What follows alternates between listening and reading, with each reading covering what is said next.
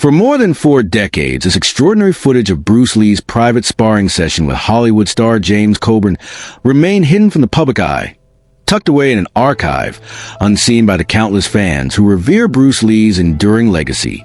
The camera wavered slightly as Dan Osano adjusted its focus, determined to capture every motion in the backyard of Bruce Lee's home.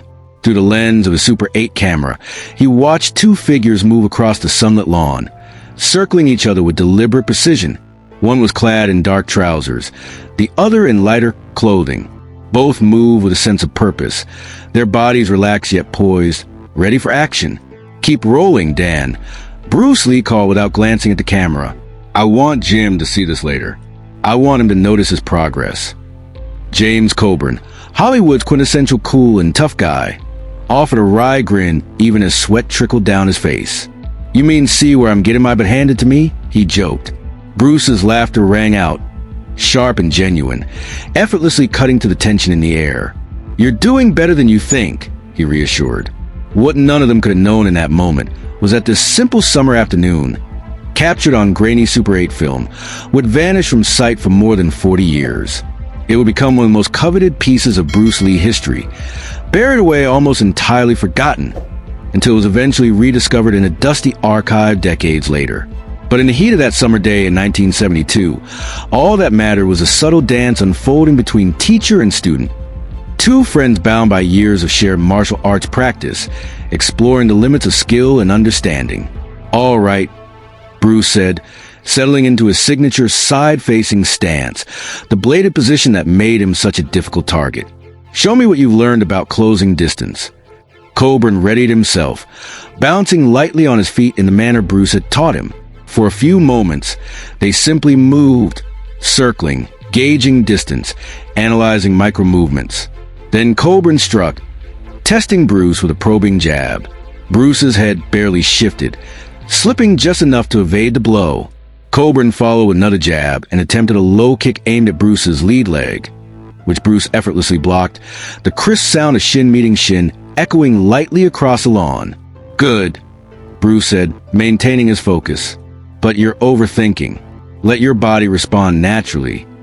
From the patio, Linda Lee observed with a blend of amusement and worry. She had watched Bruce train countless students over the years, yet she always felt a twinge of concern. Not for James, who was careful and disciplined, but for Bruce himself, who often pushed his body to its limits while demonstrating techniques at full speed. "Don't hurt him, Bruce. Jim still has a movie to shoot next week," she called out. Bruce smiled reassuringly. "I'm not going to hurt him. I'm educating him."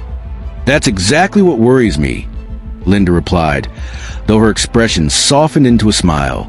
As the session continued, Coburn became more assertive, throwing combinations of jabs, crosses, hooks, and kicks, all designed to keep Bruce guessing.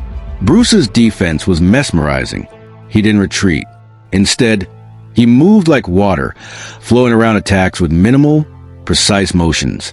Then he struck, his hands a blur, the famous straight lead that had become his hallmark. The tip of his fist stopped just inches from Coburn's face, illustrating flawless control. Before Coburn could even reset, Bruce had already transitioned into another series of fluid motions, a blend of Wing Chun, boxing, and techniques unique to him. "See how I wait for an opening? Economy of motion, Jim. No wasted energy," Bruce explained. Coburn nodded, breathing heavily. "I see it when you do it, but executing it myself is another story." "That's why we train," Bruce replied. Dan Osano continued filming, capturing not just the movements, but the principles behind them, the essence of Bruce Lee's martial arts philosophy. From the sidelines, another student, Herb Jackson, observed quietly. Each exchange between Bruce and Coburn was a lesson in itself, a living demonstration of Jeet Kune Do, the way of the intercepting fist, fluid, adaptive, and intelligent. The intensity grew as Coburn attempted a spinning back kick. Bruce anticipated, stepping into the arc and unbalancing Coburn with a gentle push. Two telegraphed. "In a real fight, that split second would cost you," Bruce said. Coburn accepted the correction humbly, a trait Bruce deeply respected. Despite his Hollywood fame, Coburn approached training with humility and focus, eager to learn. The summer sun poured down on Bruce Lee's backyard, painting everything in golden light. The warmth of the day contrasted with the intensity of the session unfolding on the lawn. Coburn, now warmed up, had grown more confident in his movements, throwing combinations with increasing fluidity. Each punch and kick was measured, not random, and each response from Bruce was a masterclass in timing, balance, and strategy. There was no wasted motion, no theatrics, just pure martial arts in its most distilled form. Bruce's eyes never left the student, reading subtle shifts in weight, detecting minute adjustments in stance, and anticipating every potential strike. His body moved as a single, cohesive unit, translating thought into action with an elegance that made the complex look deceptively simple. For Bruce, martial arts was not just about power. It was about efficiency, about using the smallest movement to achieve maximum effect. He often emphasized that a practitioner must learn to understand the body as an instrument, to listen to its signals, and to react instinctively without hesitation. "Remember, Jim," Bruce said, his voice calm but firm, "it's not just about attacking. It's about sensing, flowing, and adapting. Each movement should have purpose. There is no wasted effort in combat, only deliberate action." Coburn nodded, wiping sweat from his brow, but his eyes were focused, absorbing every lesson. He had spent years training with Bruce, yet every session revealed something new. Today was no exception. Bruce moved closer, demonstrating a series of footwork patterns that allowed him to shift angles rapidly, evade attacks, and create openings. Coburn mirrored the movements, at first stiffly, then gradually finding a rhythm that felt natural to him. "Feel the shift in your center," Bruce instructed, placing a hand lightly on Coburn's torso to indicate the proper pivot. Power doesn't come from brute strength. It comes from structure, timing, and balance. Your body is a chain. If one link fails, the strike loses its impact. But when the chain moves together, the force is unstoppable. Coburn tried again, launching a low kick. Bruce intercepted smoothly, his hands guiding the motion with precision. "Better," Bruce said. "Much better. You're starting to feel it." From the sidelines, Herb Jackson and Linda Lee continued to watch intently. Every movement was a lesson in martial arts philosophy, not just technique. Bruce's approach emphasized awareness, adaptability, and the blending of offensive and defensive strategies into a seamless flow. Watching him, even without stepping onto the mat, was an education in patience, observation, and the subtleties of combat. Bruce shifted his stance, stepping into Coburn's reach, then retreating in a fluid, almost hypnotic motion. "See how I create openings by controlling distance? It's a conversation, not a fight. Each movement asks a question, and each response provides an answer. You must learn to interpret your opponent's body language, to read intention, and to react with precision." Coburn adjusted his stance, trying to anticipate Bruce's next move. He threw a combination, jab, cross, low kick, but Bruce anticipated each strike, moving with fluidity and minimal effort. "Good," Bruce encouraged. "But now I want you to stop thinking so much. Let your instincts take over. Feel the flow." It was a delicate balance. Coburn had to integrate everything he had learned, from precise footwork to timing, from maintaining his center to reading Bruce's subtle cues. He stumbled slightly but recovered, and Bruce's eyes lit up with approval. "Exactly," he said. "That's the moment where learning solidifies. You stop calculating and let your body respond. That is progress." As the session progressed, Bruce demonstrated a series of advanced techniques. A low spinning kick, executed in perfect rhythm, barely brushed Coburn's shoulder before he reset. Bruce then showed how to feint, drawing Coburn into reactions that revealed opportunities for counters. "Never commit fully to what you think is coming," Bruce explained. "Always maintain structure and flexibility. The opponent's movement is a guide, not a threat." Coburn absorbed the lesson, adapting his strategy and timing. The intensity of the sparring increased, yet there was a harmony in their movements, a dance between teacher and student. Every block, strike, and feint was a demonstration of principles, not brute force. The lawn had become a classroom, and Bruce's philosophy of martial arts, fluidity, efficiency, adaptability, was on full display. Bruce's teaching extended beyond physical technique. He spoke about awareness, mental presence, and the psychology of combat. "You can learn any technique, Jim, but if your mind is clouded, it will fail you. Martial arts is not only about the body, it is about clarity, timing, and understanding. You must be present in every moment, fully engaged but without tension. That is the path to mastery. Coburn's movements gradually reflected these teachings. No longer simply mimicking Bruce's techniques, he began to internalize the principles, moving with intent, conserving energy, and responding to Bruce's shifts with insight rather than reaction. Bruce's approach was not merely to teach specific techniques, but to cultivate a martial artist capable of thinking, adapting, and flowing naturally in any situation.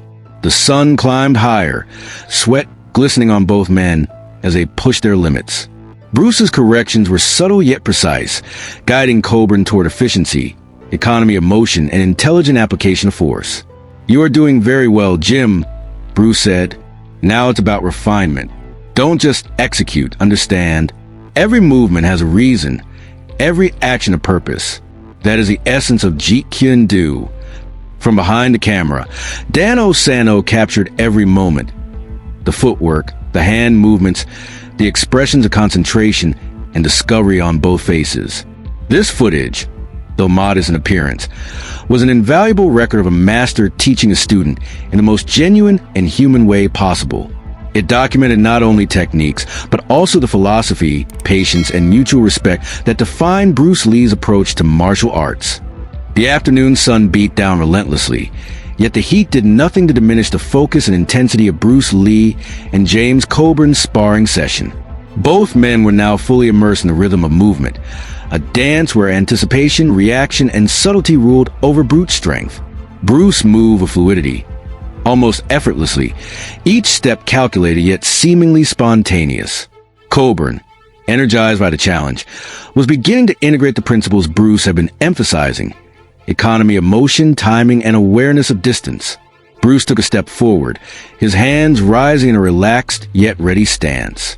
"Jim, remember what I said about controlling the center line," he instructed. "Power and defense both originate here. Your lead hand is your guide. Your structure is your anchor. Everything flows from that core."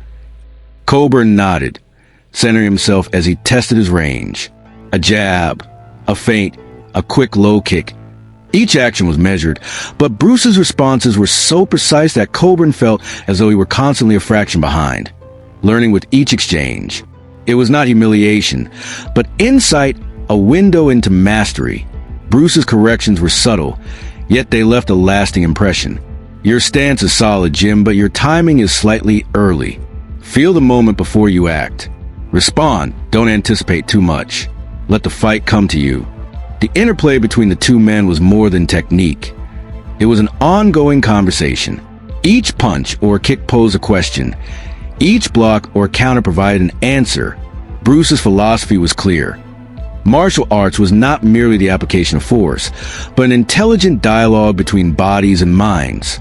Coburn's face reflected concentration, occasionally breaking into a grin as he began to grasp the nuanced guidance Bruce was offering. The intensity of the sparring session had reached a new level. Bruce Lee and James Coburn moved with an almost hypnotic rhythm, each action purposeful, each response instinctive. The sun blazed overhead, yet neither man seemed to notice the heat. Their focus was absolute, their energy fully devoted to the subtle dance of offense and defense. Every punch, kick, and shift in weight carried lessons that transcended mere technique. Lessons about timing, perception, and the flow of motion itself. Bruce leaned slightly forward, observing Coburn's movements with a keen eye. "Jim, now it's time to apply what you've learned in a sequence that tests both your offense and defense. Flow is important, but flow with intention. Every movement should serve a purpose. Do not just react. Anticipate without forcing it." Coburn nodded, positioning himself to maintain the distance Bruce had emphasized. He was beginning to feel the nuances of the fight. The way Bruce used subtle shifts in weight, the way openings appeared and disappeared in the blink of an eye. He had moved beyond rote repetition. Now he was engaging dynamically, blending instinct with strategy. Bruce advanced with controlled bursts of speed, hands moving in a fluid combination of strikes. Coburn responded, slipping and redirecting, testing his timing and spacing. Bruce's movements were mesmerizing yet precise. There was no wasted energy, no exaggerated gestures. Every strike, Every feint, every subtle adjustment was purposeful. Notice the economy of motion. Bruce called out, every motion must have efficiency. Power is a result of structure and timing, not effort alone. As the sun set on that unforgettable afternoon, the sparring session between Bruce Lee and James Coburn came to close. What had begun as a simple training exercise evolved into a masterclass in martial arts philosophy and friendship. Every movement, every correction, every exchange was more than technique. It was a lesson in awareness, adaptability, and understanding oneself. Bruce Lee's teachings were never just about fighting. They were about mastering the mind and body, using one's strengths wisely, and embracing the journey of continuous learning. For James Coburn, it was a revelation, a chance to experience firsthand the brilliance of a teacher who could make the complex seem effortless and the abstract tangible. For those watching this rare footage today, it's more than just a glimpse of martial arts history. It's a reminder of the power of discipline, the value of mentorship, and the magic that happens when skill, insight, and friendship intersect. So, as you reflect on this extraordinary moment, ask yourself, how can you apply Bruce Lee's lessons in your own life, whether in movement, thought, or personal growth? The answers may be as dynamic and flowing as the sparring itself. Thank you for joining us on this journey. Until next time, keep learning, keep moving, and stay inspired.